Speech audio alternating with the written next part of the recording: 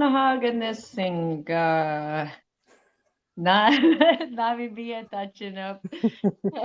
Hello everyone. Welcome back to Rising Warriors Rachael Kulei. I am Nabi Mia Dachina, woman that travels with the stars. And for those of you that do not know, I am an enrolled member of the Northwest Band of Shoshone Nation.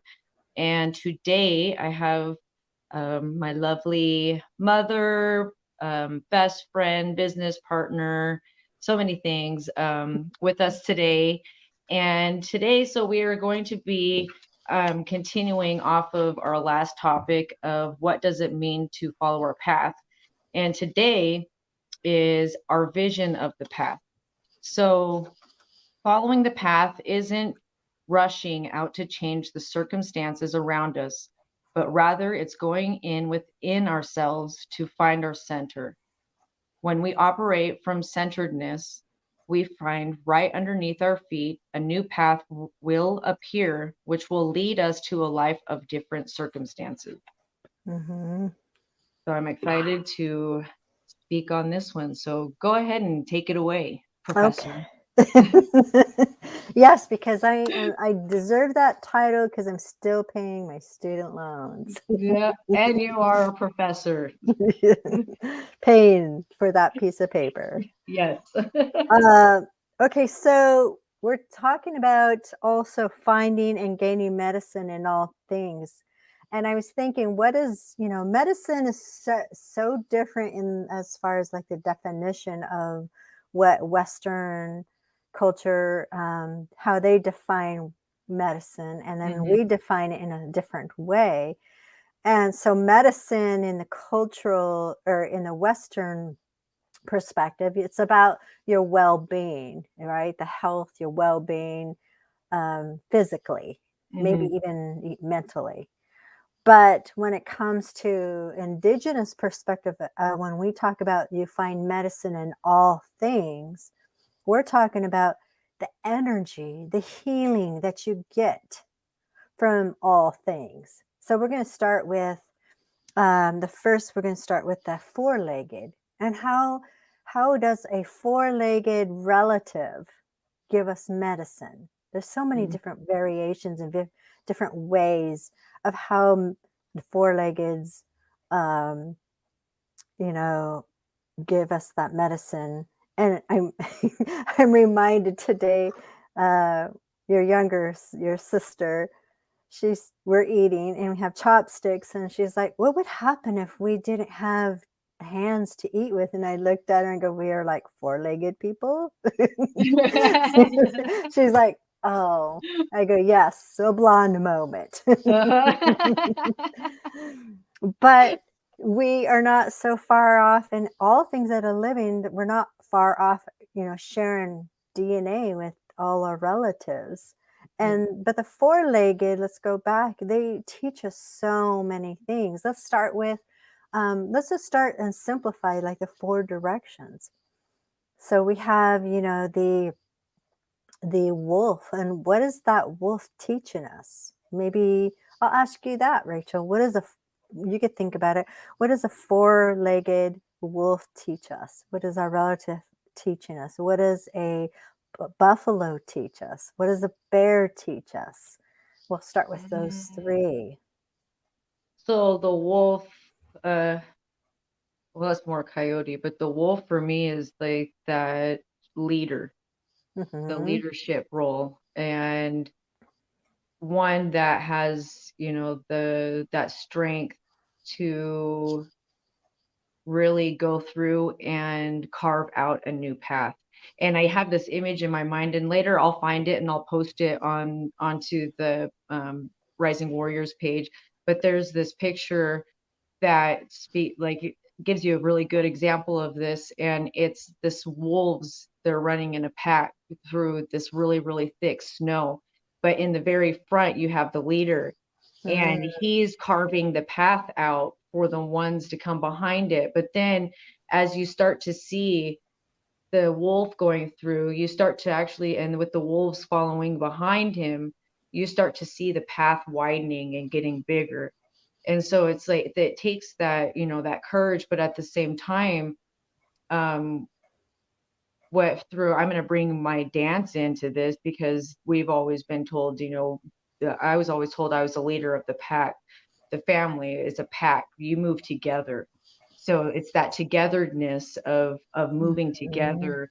But then there can be that alpha, but then there's also different alphas. So when do you take turns, and learning how to share that balance, so that, because I think what comes to my mind is pride then, and ego. If you're going to say that, if, like, for me, if I were to always say I'm going to be the leader, Mhm. well, then that doesn't allow anybody else to be able to learn that leadership role and to be able to step into their own leadership. So then we actually, by ego and pride of wanting that role of the leadership, then we actually start hurting others that we may not even understand. We're not now seeing the other leaders that are around us. And because, like, if we're like we talk now, in the times we are, it takes, look at all the leaders. There's Mhm. so many leaders in Indigenous country, and not one of us can say, well, I'm the leader. Well, I'm the leader. But we all take turns taking that role and that lead. We all have different, you have different strengths than I do. I have different strengths than you do. So there's going to be things that I'm going to step back because you're stronger in those areas. But I have to recognize that too for myself, and not let my pride and my ego and get in the way, so that you can't come into that leadership role yourself. Then we also can step in the way of others learning in that Mhm. way too, because Yeah. we learn by following our leaders. We, Yes. with all the leaders that and role models I've had throughout my life, I've taken bits and pieces from each one of them, Mhm. that really resonated with me. So I think that it's that togetherness. The wolf is that leadership, but being also humble in that leadership. And then but then there's always one wolf behind also as a Taking on. protector. So Uh-huh. so it's about learning that all of us have these different uh, knowledge, whether, plants and gathering and, um, you know, being active. Um, I wanted not all of a sudden my mind went, okay, protesting, Which they're, activist. they're, they're, there's purpose and they have a drive. All of us have these drives that are different, but not all of us, they're all equal in helping each other. And then helping in, like, I love how you say about that ego, we let that go because we got to share that knowledge for the next generation and the next generation. So I like that, and the wolves can't go together in a pack. They do things together and they don't leave anybody behind. So that's about family and loyalty. It's about loyalty, Mm-hmm. being strong together. Mm-hmm. um the buffalo, you know The uh buffalo, that's a strength. And for me, it's always been more patience. mhm. um this story, this just comes into my mind. It was, maybe about 6, 7 years ago, before we were going into Sundance, and I was helping an uncle gather willow. And we were sitting there and we were gathering the willow. And several days before that, I had this dream of this buffalo coming to me. Mhm. And but I was back in time, and we were at a gathering ceremony, but I was dressed in how we would have been dressed maybe 300-400 years ago. And I was sitting there around this fire, and all of a sudden this big buffalo just comes and brushes and puts his head right on the side of me, and he just kind of put there. And when he put his head right there, I just felt this strength, this power. and knowing at the same time he could just bulldoze me over and just trample me. But it was this strength that he and his breath that was breathing into my side that just gave me this strength of like patience. And if you ever watch a buffalo sitting, they're so very patient. They're graceful. They sit and they move, and they really just, they're very graceful, and they could take you down. They could If they bulldoze you want down to, if they uh-huh. wanted to, but they are very patient. So this buffalo, he goes and brushes by, and then I wake up.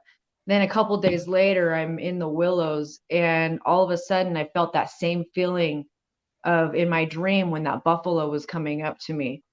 And all of a sudden, I heard that deep breathing sound, just like I did in my dream. And I turned around, and there was a buffalo standing 15 feet from me. Mm-hmm. And I remember looking at Uncle, and I was like, "Hey, Uncle, there's a buffalo standing right here." And you know how we joke, he's like, "You don't know what a buffalo looks like." He's like, "That's just a kuchamu. For you, the kuchamu is a cow." So he's telling me I'm looking at a cow. I don't know what a buffalo looks like. And he's like, "You have no idea what a buffalo looks like. There's no buffalo out here." And he's like, "The only buffalo out here is in the cage down there." And I said, "No, The Uncle, there's a corral. in the corral, yeah." And I said, "No, Uncle, there's a buffalo standing right here." And he just turns around and he walks up to me and hits me on the side and goes, "Hey, there's a buffalo standing right here."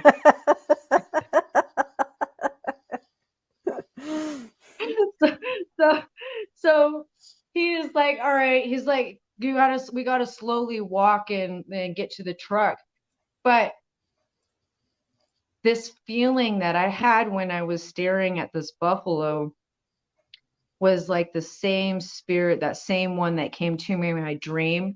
And if he hadn't had fear, I would have been able to go up to that buffalo and talk and sit with him. Mm-hmm. But because Uncle had fear that he was just going to bulldoze us over, and you don't know what he could do. He could be calm 1 second and then be fearful, and then boom, you're taken out. And so he just wanted to get back into the truck. So I was just kind of like taking my time while he was hurrying and getting into the truck. And in my mind, I said, "You came to me. Can I take your picture?"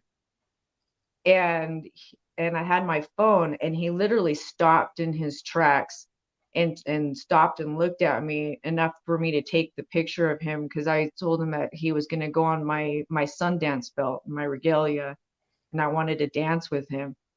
And so he stopped for me to take a picture, and he was a big buffalo. He's about the size of a big Suburban.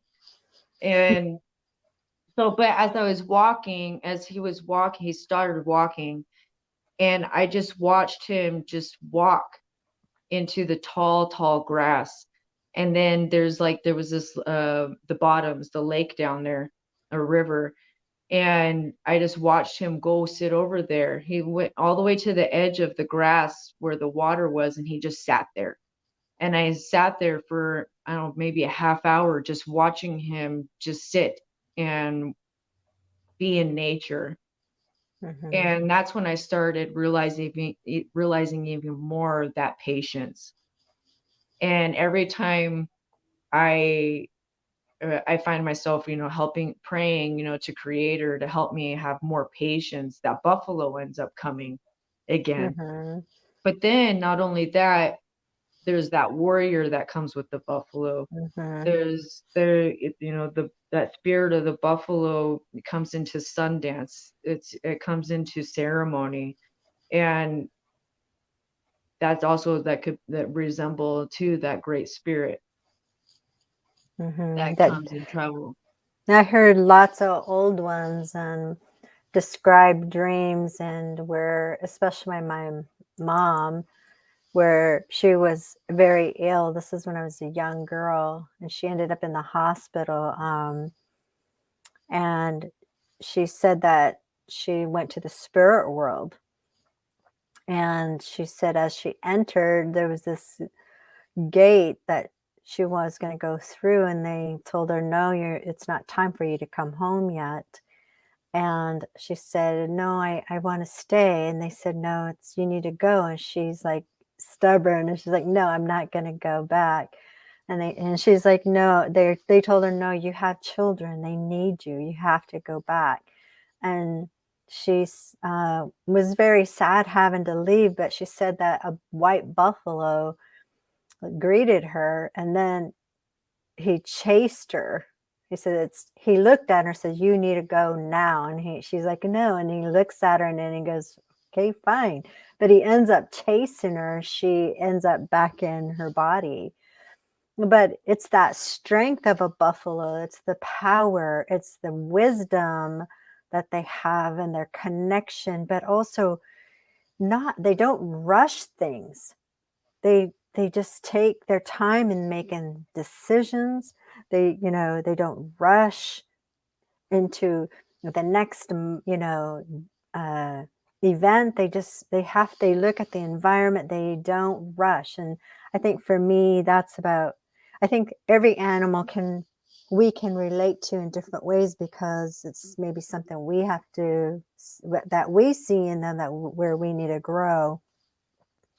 And that for me is seeing that buffalo that she makes that decision in a graceful way, and doesn't make decisions on spontaneity. They have to see things, future 7 generations ahead, back, and they see what is necessary and have that understanding. And they're just, like you said, patient, but they're strong and steadfast. They're not fast creatures. They are slow, but they make big steps, and they stand solid. Yeah. And they do represent that warrior. So then we have the bear. And again, buffaloes travel together as well. It's that family unity, caring for each other's calves, and your nephews and nieces, and you care for everyone. It's not just your own. So then we can learn from the bear. And I'll let you think, because that's we are a bear clan. We're a bear clan. Our family's a bear clan. But man, you guys we need to put you to sleep if we don't get you to bed in time, don't feed you on time. I reflect back in the past, and I'm like, oh man, why didn't I pay attention to that? It would have made my life so much easier. But feed you ahead of time, bring snacks ahead of time, get you to bed on time, give you more sleep in the winter. I mean, all the characteristics of a bear, and then with the family unity, and you harming, your babies and your little ones, you're going to get in trouble for that. And you get pushed and pushed and pushed and pushed, and then you snap. Then it's just like a bear. It's like, boom, you're done.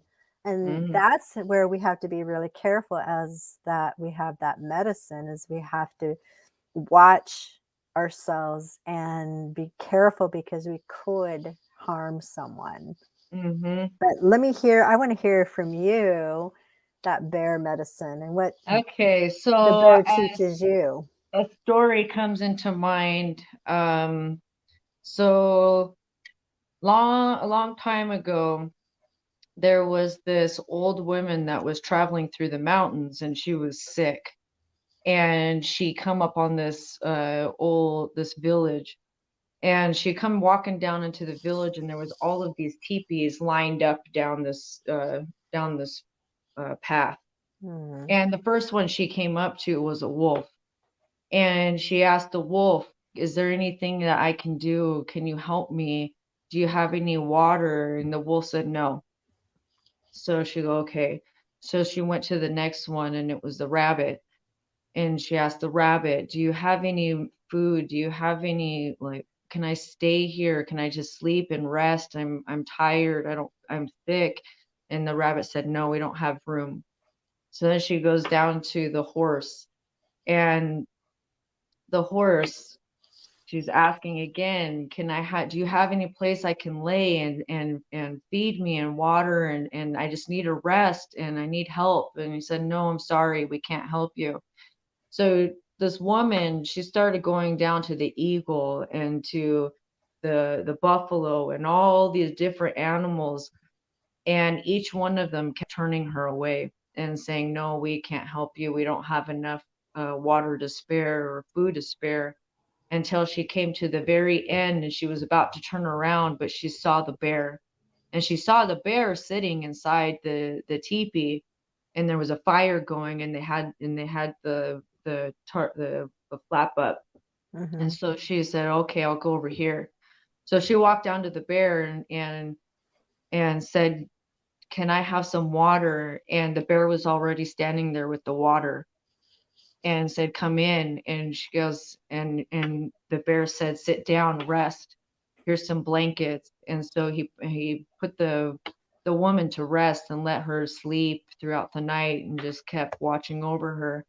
The next morning she woke up, and she said, he asked the woman, what can I do to help you? I don't know what you need. And she goes, well, there's this medicine up in the mountains that I need, but I don't have the strength to go get it.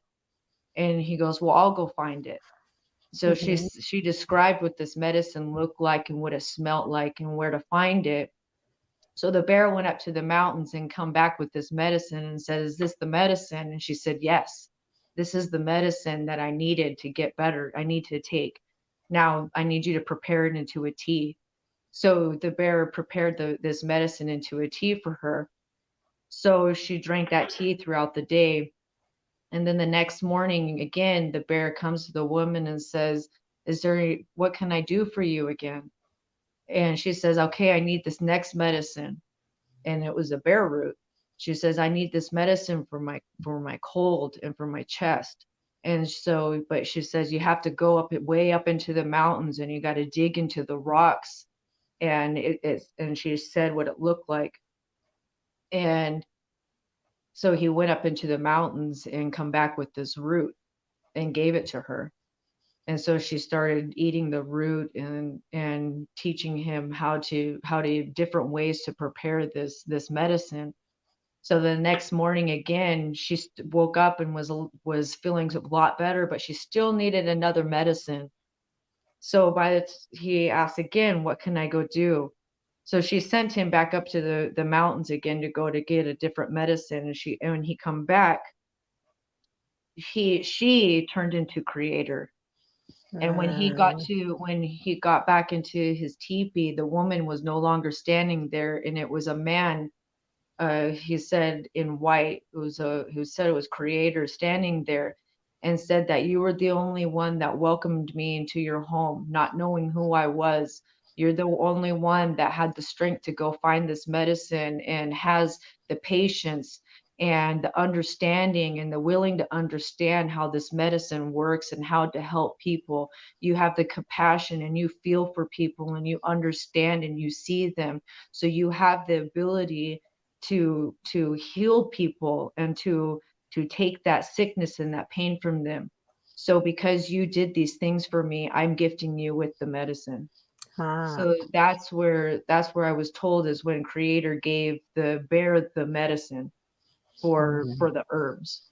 So then that's where that all of that with our family, with all of the herbs and the herbology and all of the medicines our family makes, that's what I was told with our family, that bear medicine came to our family. Mm-hmm. Mm-hmm. Yeah, and all our relatives, cousins, all the aunties, uncles, they all make that medicine. Uh-huh. Yeah, I love that. Thank you for sharing that. The bear is a very powerful, and if you were to go and observe a bear, you don't know what to eat, you would follow them, because he knows exactly They know exactly what they need to take. And the patience to, as a mother, how the mother teaches those Mhm. cubs and prepares them, doesn't just say, okay, go ahead and do whatever. She prepares them and shows every way possible to live and to survive so that they could be independent bears as they get older. So that's lessons from these four-leggeds. And then we have the winged one, and that's like I said, I'm going to simplify with the four directions that we have: the eagle, the biagwea. So, the biagwea is, for me, rises above all. When there's contention, when have the perspective. They don't stay in the midst of that chaos, and that's things that are happening currently, and they don't stay there. They go above, and they have a different perspective, and they're able to see all things in that perspective. And I think that's where we have to be bigger.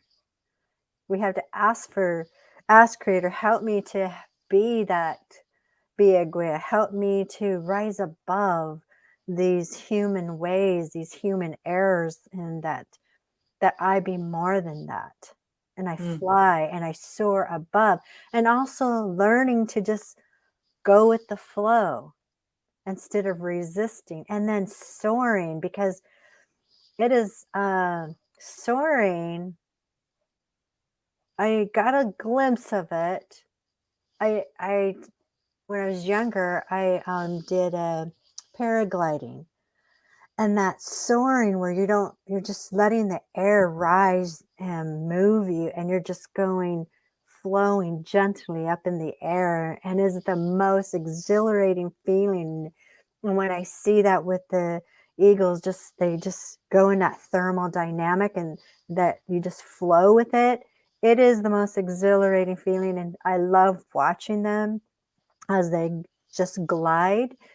And it's like they just rise above, and things, and I watch how crows, they just like to peck at them, peck, peck, Mm. peck, peck, peck, and they'll just let them hang out with them for a bit, and they're just trying to pretend they're going to hit them, but they never do. But then she gets tired, and they move up a little bit, and then the crows keep trying to elevate, but they can never do it Mm. along beside the eagle, and they just go further and further and further, and then the crows can't do anything anymore. And I love that lesson from the Biaguia, because if we could behave that way, just rise above, let it be. It's not worth our time. It's not worth the energy. Mm-mm. We have to be sincere about and sensitive to others. That's what I feel like. We got to be sensitive to that. They're just not ready to hear your message. So you just have to soar above and just move forward. It doesn't mean you don't speak and have your voice, but it just means you can tell that when you're going to teach someone, if they're ready or not. And if you could feel that, and I Mm. was telling my class that today, we can't just blurt out everything you want to correct. We were talking about appropriation today, but I told them we can't just blurt out and correct everybody.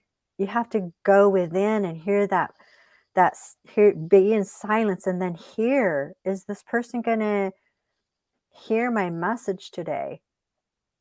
Or are they just going to be contentious? And if they're going to be contentious, then they're just bringing you down, just like those crows. They're just bringing you down and making you doubt yourself. And then pretty soon you're like, I'm frustrated because they got you to come to their level to be angry. And then because, they want you to be like them. Mm. So instead, you have to decide, And I told him, when you speak within and are silent, that voice, that inner voice tells you, you need to walk away from this. This is not going to be good. And then you just stay silent.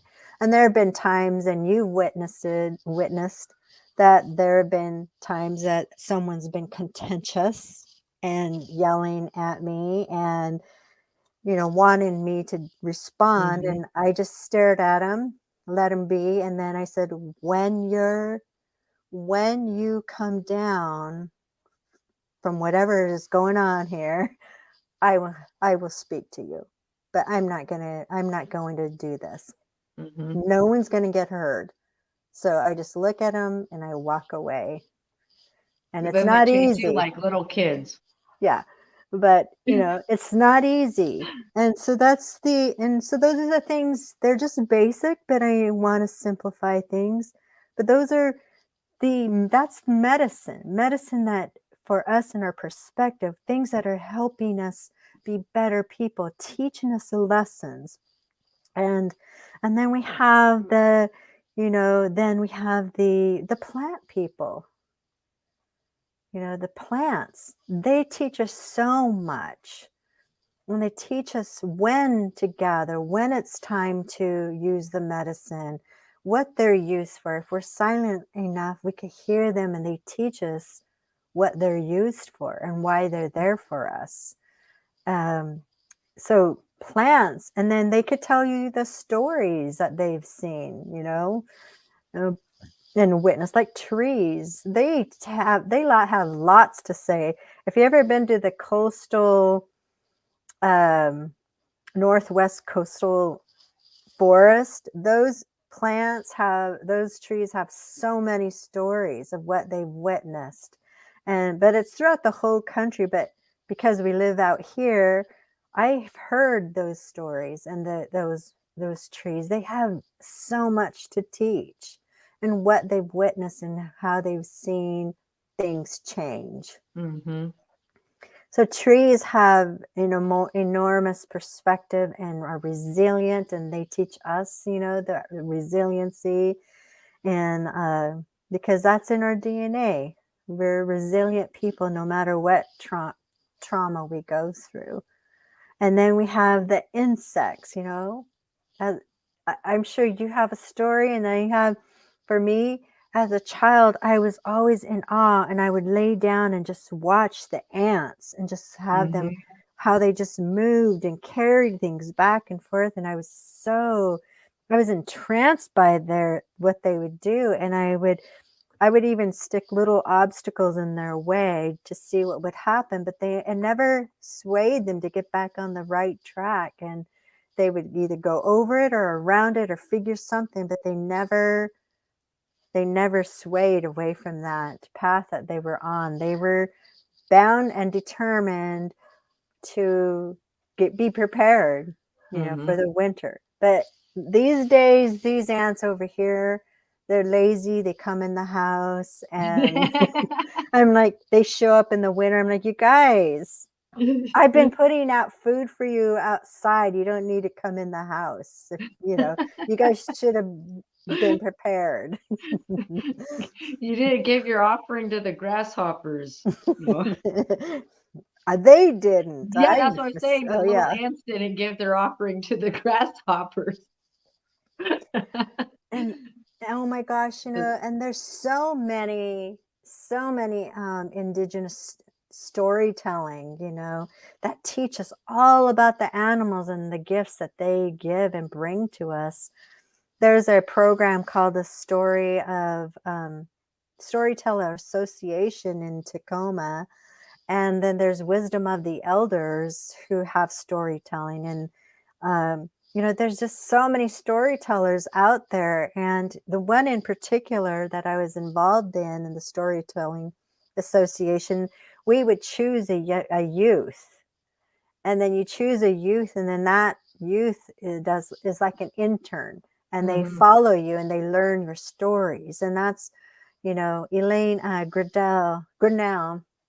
She's from Tacoma, up north, and she is a beautiful storyteller. But she always has an intern. She's always teaching a young one so that they learn all her stories so that it can be passed on from generation to generation. But we have these amazing stories that teach us about each of these animals so that it can help us to be better people and live in a better way. And then we have, like the rock people, you know, there's many things I'd like to say about the rock people, but I feel like I'll just keep it silent for a moment. It's sacred in ways. So I just prefer that you learn from the rock people, and they have much power and energy. They carry so much. And again, paying attention to them and have gratitude, um, have purpose for them. They want to be used. Just like the plants, you know, they're sad that they're not being used in like the old ways. Mm-hmm. They get really sad that they're just sitting there going to waste and not being used properly. But on the other hand, you have to be careful. You don't just go and hoard all the plants and just pull the roots and everything out. Then they're never coming back. You have to learn to pick correctly so that they can grow again the next year. So when we walk in power, then we find that medicine and every person also that we encounter.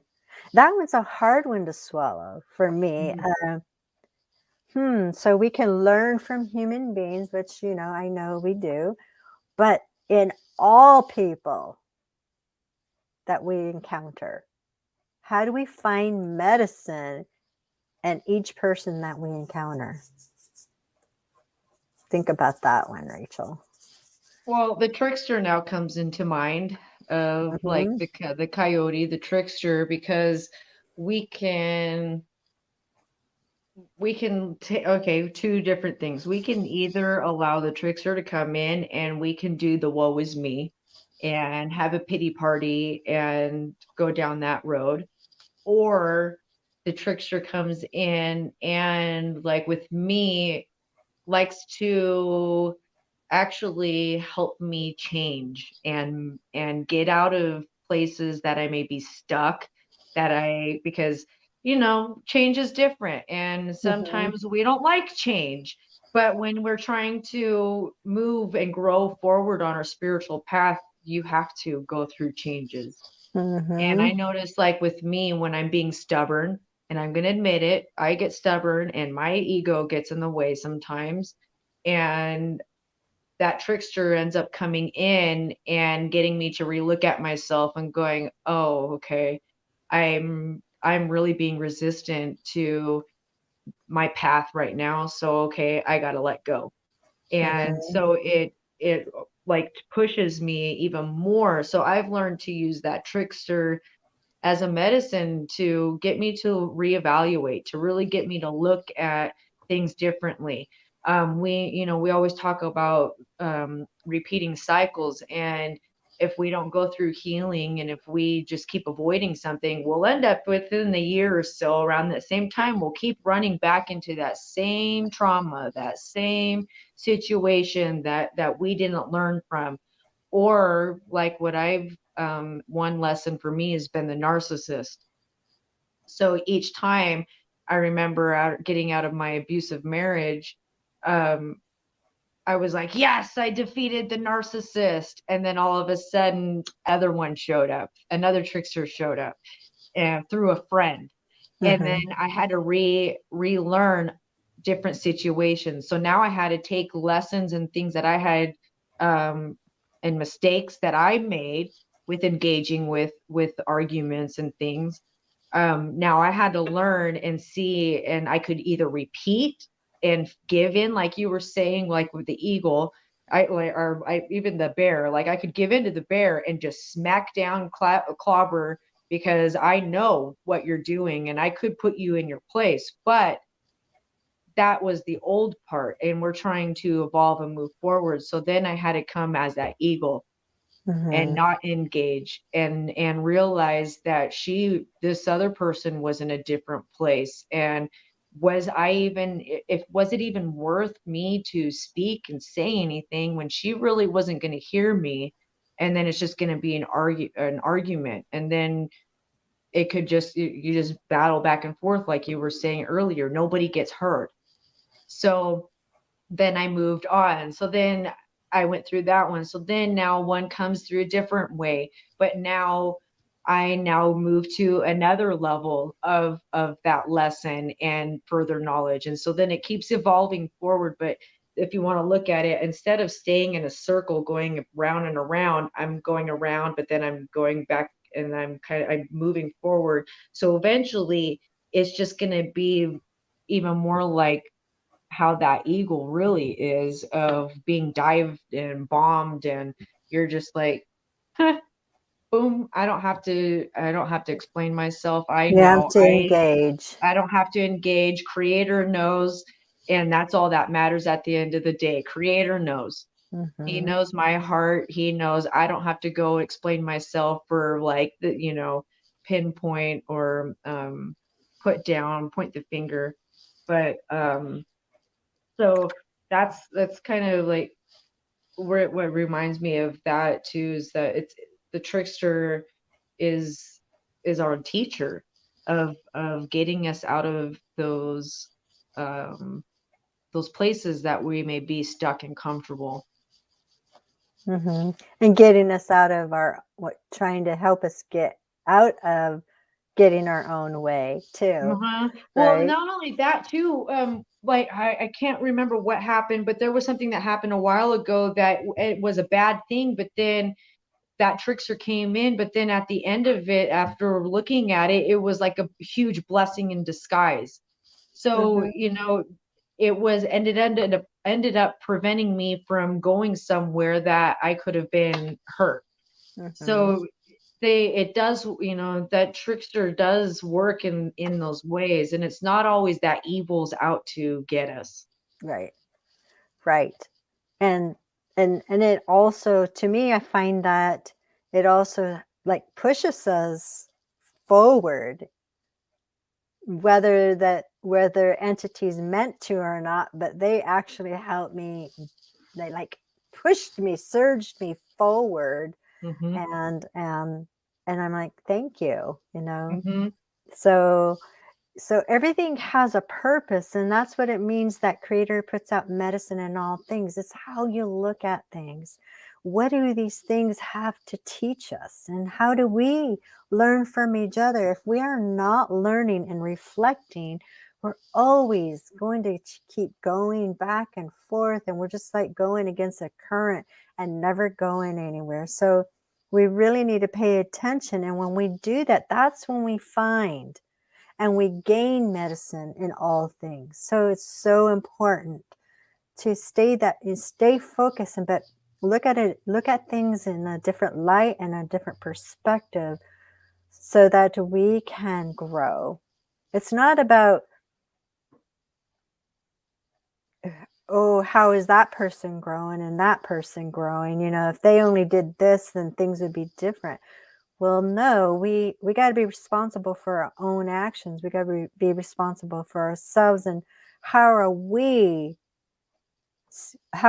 living our own path, because their path is different. Creator has something different for them. Ours is our own. And so we need to just stay focused, like you said last time. Stay focused, on our own path, and don't, like my uncle said, don't pay attention to what everyone else is doing. You got to stay focused on what you're supposed to be doing. And then with that, then we could be those good teachers. We could be this good leader and help the next generations and many generations, but each other, and you know, get that hand, be like the bear, and you know, be mindful of others who need our help. And so with that, that end. Goose. So next week, we're going to talk about not doubting. Yeah, walk. No, walk in power. Walk in power. but also to not doubt it. Mm-hmm. Mhm. So thank you so much, Rachel, for providing this opportunity. And it's good. It's good to talk about. It's good for me to reevaluate myself and to be reminded.